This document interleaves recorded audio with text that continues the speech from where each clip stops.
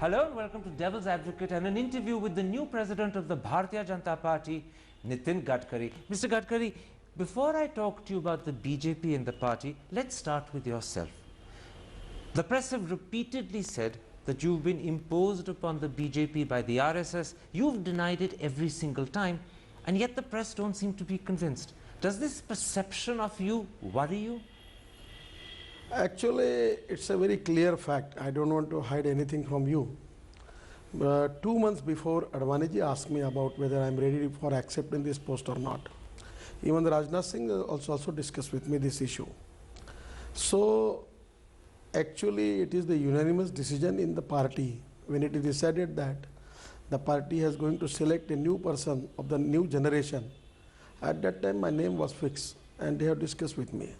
After that, when I discussed with the RSS people, that time they have said that this is not our choice, this is the choice of BJP that they decide. So in other words, you're not imposed upon the BJP by Mr. Mohan Bhagwat? Not at all.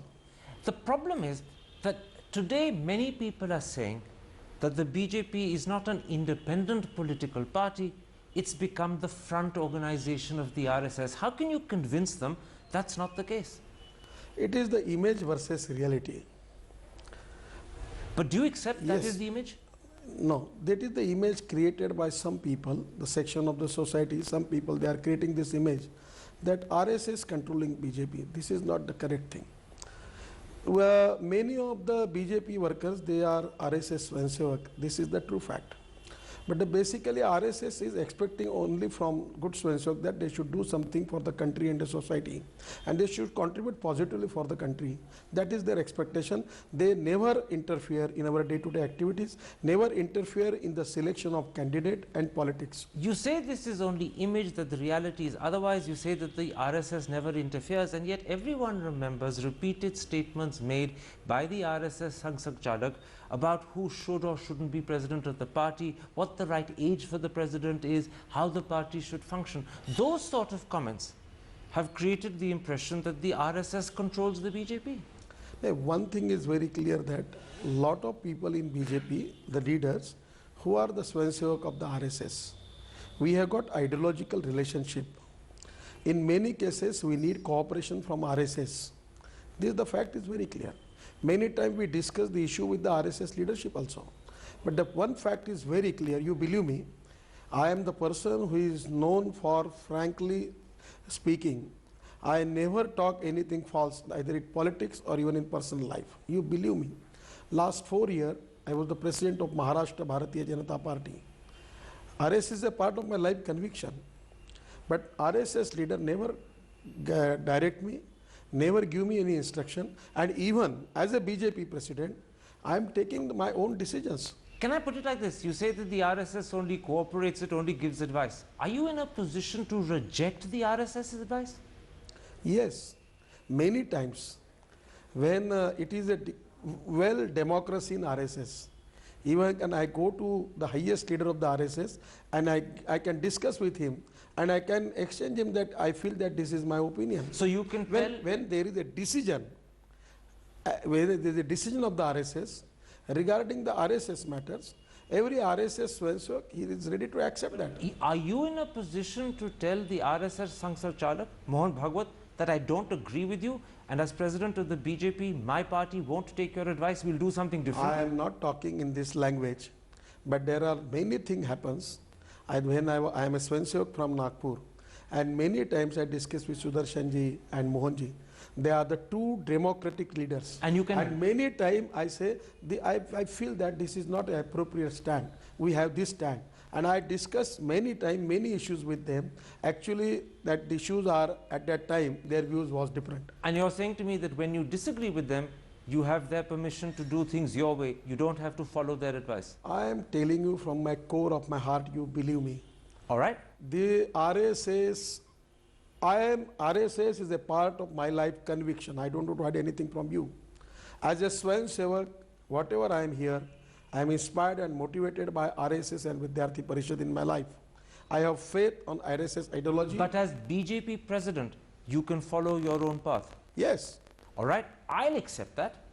Others will make up their own mind. Let's then talk about the BJP. In the last 2 years, your party has come to be identified with Kandhamal in Orissa, with the Ram Sena in Karnataka, with Varun Gandhi in UP. Has this damaged the popular image of the BJP? I think we are a democratic party. We are many leaders in the party having different views.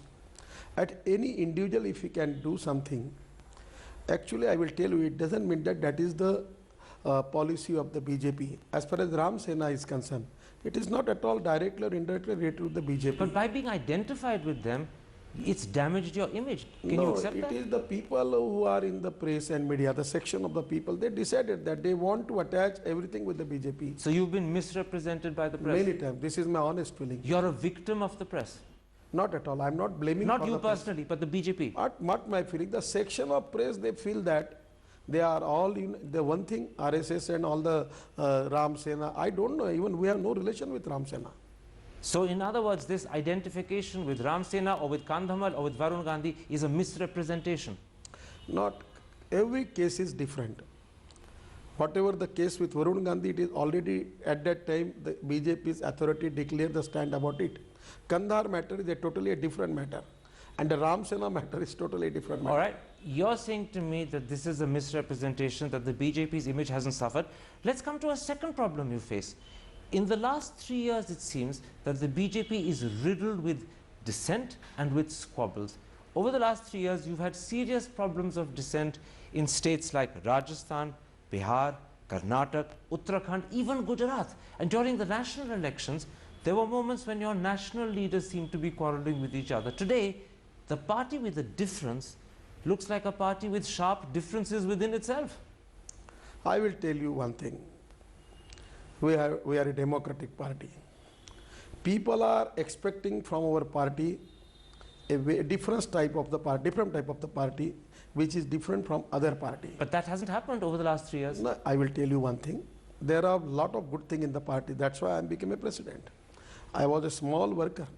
I am not a son of ex-prime minister or nephew of anybody. But the problems and the dissent and the divisions in your state units, even sometimes between your national leaders, they are still there. When I became a president, Rajasthan problem is solved. Is it? Yes. The press doesn't say so. No. Vasundhara Raje Scindia doesn't say so. 2 days before, the president of Rajasthan, Chaturvedi and Vasundhara come together and they deliver a press there. Vasundhara Raje Scindia is still hoping. Many people who are supporters still believe that she must be restored as the opposition leader in the Vidhan Sabha. Will you be prepared to do that? One thing which I want to tell you, I have decided that whatever the party's issue may be, we will discuss that issue only on party platform. I understand. And the one thing which I learned from it, the lesson from it, that the best way is don't talk the issue directly with the press. Except that by not talking to the press, the problem won't disappear. The problem remains. Sometimes it festers and gets worse. I will tell you one thing. We have some problems in some states because there are some problems. But I feel that we can solve that problem. The basic need of the party is mutual trust and discipline. Now what I am experiencing from all the leaders, that Rajasthan problem is solved. When I just taken a charge as a president, in 6-hour meetings, marathon meeting I have completed in the Karalaya, and at that meeting we have decided the Rajasthan formula. Now Is it we have no really problem. solved, or are you simply declaring to the public it's solved? I will tell you frankly, you just check it, the 20 days history of Rajasthan, and you check it, the 99% of the problem have been solved. 99%. So Yes. 1% remains. It is, we are a political party. All right, let me put it like this. You've been frank enough to admit that there are states where you have problems. You know, and I know, even if you can't admit it on public, that the BJP suffered as a result of association with the Ram Sena. Whether that's unfair or not is another matter. Today, people as a result say that for Nitin Gadkari to bring the BJP back to power is a Herculean task. The problem is, you've never worked in Delhi, you've never been an MP, you've probably never won a direct election. Are you the right man for this Herculean task? I will tell you my track record. Whatever the task which is given to me by the party, I am 100% successful. It's the one thing is very clear that I am not experienced about Delhi politics.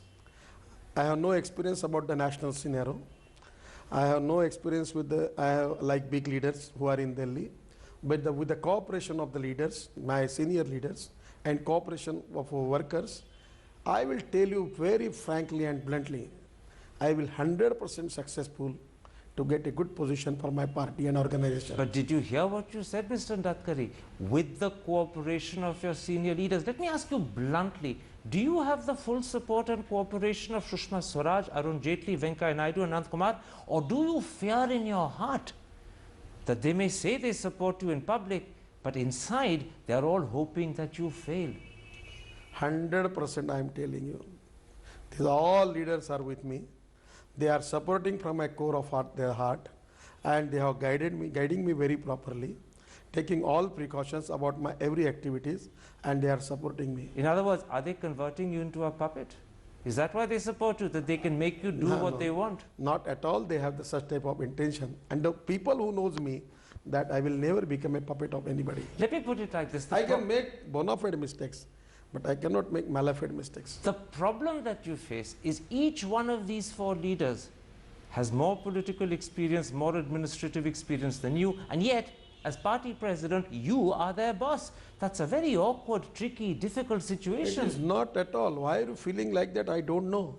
But last my experience of 25 days, I am telling you from my core of my heart, the way in which the Sushma ji, Anand ji, Venkaiah ji and Arun ji, even Advani ji, they are treating me in such a way, they are taking my care as like a guardian, and they are supporting me. They are taking every care of my every statement, every program, and they are supporting me very nicely. Mr. Gadkari, the audience listening to your answer will say that actually what Nitin Gadkari is saying is they're treating him like a little child. They are supporting him, they are caring for him, they're making sure he doesn't make a mistake. That's because they are scared that if they don't treat you like a child, you probably will make a mistake. Is this too much care and attention? Presidents aren't treated like that by their juniors, are they? That is not the case. They are treated me as a president. They are giving me a respect as a president. But at the same time, I am a worker of BJP. I know that what is the position of these leaders. They are senior to me. They are more experienced than me.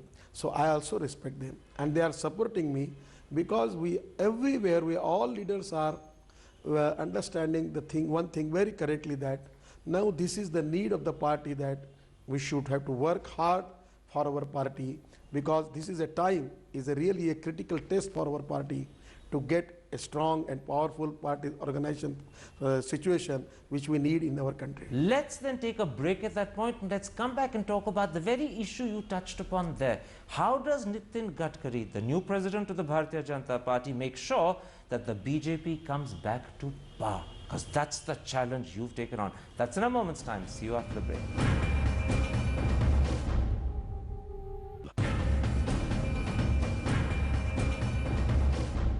Welcome back to Devil's Advocate and an interview with the new president of the Bharatiya Janata Party, Nitin Gadkari. Mr. Gadkari, let's talk about how you propose to bring the BJP back to power.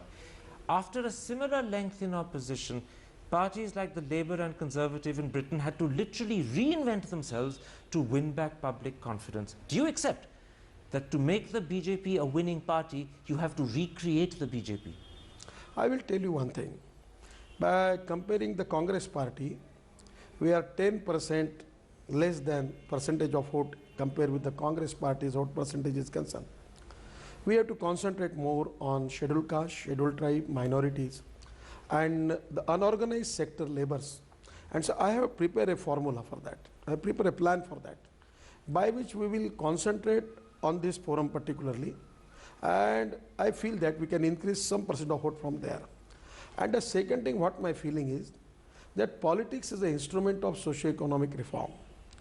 Politics, it doesn't mean that only to become a MLA, MP and minister, and this is 100% politics, is not the meaning of the politics. Rajakaran, Samajkaran and Rashtrakaran. They are three different words. So what the thing we have decided, that Pandit Deendayal Upadhyay's thinking, that where the Antyodaya thinking, that we have to work in the interest of the last man of the society. Can I interrupt and say that every single party says that? There's not one party in India that doesn't claim to work in the interest of the last man in society. What you really have to do is to give the BJP... For that purpose, you have to check the track record of everybody. Well, but what... I will tell you one thing. You are absolutely correct. I am the person, anyone can make the audit of it. That whatever I say, Not a single journalist in my state never can ask me what I say is 100%. In other words, you're a man of your word. What you say, you do. I will do. I have already doing lot of social work in my area, and I always ask to my colleagues that first you do some good thing for the society, help to the poor. I have just completed. I would readily accept that Nitin Gadkari is a man of his word. He is not a hypocrite, that he actually does what he says. But the problem is much bigger than that. It's not Nitin Gadkari alone that has to get elected. The BJP has to get elected. The real problem is, can you design an appeal for the BJP that wins back support? Let me give you a clear example. Hindutva is one of the central planks of your party. The problem is that India in 2010 is very different to the India of 1992. Today, Hindutva is perceived as socially divisive, as an impediment to economic development, which is what people really care about. So let me ask you bluntly, in today's India, will Hindutva continue as the central plank of the BJP, or are you prepared to think again about its positioning in your ideology? Presently, the Supreme Court had defined the definition of Hindutva very nicely. It is a way of life. What the people are, whatever the understanding about Hindutva, that is not the meaning of Hindutva. It is a way of life. So you accept Hindutva has been misunderstood? Yes. The section of media, they always interpreted Hindutva negatively. It is against Muslims but and it's minorities. not just the media. The people of India have perhaps misunderstood Hindutva. Are you prepared to either re-explain it to them and convince them that their understanding is wrong, or are you prepared to gently push it to the back burner? Hindutva is related with the cultural nationalism, and nationalism is our soul. We are all working for the nationalism, and we have a dream that we have to make India of 21st century, which is India is a super economic power. We want to create it a very, very powerful country. That is our dream. Most people believe that actually Hindutva won't achieve that end. Hindutva will divide India, it will stop India's economic progress, it will pit Hindu against Muslim, Hindu against Christian. That's why they say That Hindutva is not the has correct no meaning relevance. of that. Actually, I declare already that we don't want to do the politics on the basis of caste, religion, creed or language. Let me put it like this. Will Hindutva remain central to Nitin Gadkari's BJP? Politics for development is my main agenda. Cultural nationalism is the important thing, and cultural nationalism includes Hindutva. But you've said something very significant. Politics for development is your main thing. Yes. So the main principal appeal and focus of the BJP under Nitin Gadkari is development. Yes. That is To something make new. India strong. That is something new. I'm underlining it. Yes. That is the first thing. Cultural nationalism comes second. Hindutva is a part of cultural nationalism. You're therefore interpreting and packaging it as part of cultural nationalism. The main focus is politics of development. Politics for development, yes. And in a sense, that is... Because Hindutva is related with the nationalism, and nationalism related with the development of the country. It's a very interesting interpretation. I'm just coming back because we've only got 30 seconds left. Under Nitin Gadkari, the BJP is going to present itself to India as the party of development. Yes. So in fact, you're promising to the Indian people, vote for me, vote for my party, I can make India a 21st century powerful country. Yes, definitely. Religion is not your appeal, development is. Definitely. Mr. Gadkari, a pleasure talking to you. Thank you. Thank you. Thank you.